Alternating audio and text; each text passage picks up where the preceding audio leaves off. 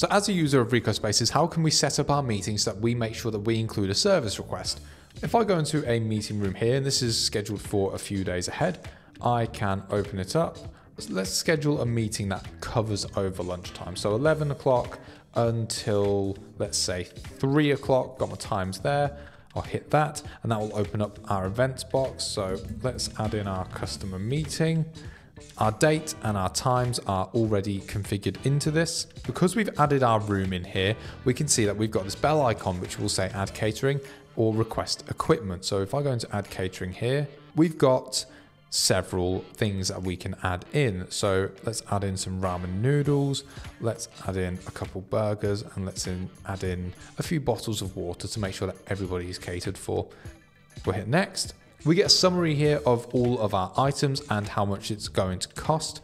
We've set our delivery time for 1 o'clock, but I could change that to 12:30 if I wanted to, so that the food comes exactly when I want it. And then we can add a comment. So I've added in there, please bring plates and cutlery, and I will agree to say that all dietary requirements have been confirmed. Next, let's add in an equipment request. So you can see we've got a couple of things here. Podcast kit. Maybe I'm going to be having a few customers in and recording a podcast with them. So let's add that in. And I know there's going to be a couple, so I'll add 2. We'll hit next. We can add a comment to this again. So I've got my comment. I've just put, please make sure there are 2 mics and headphones. I'll confirm that.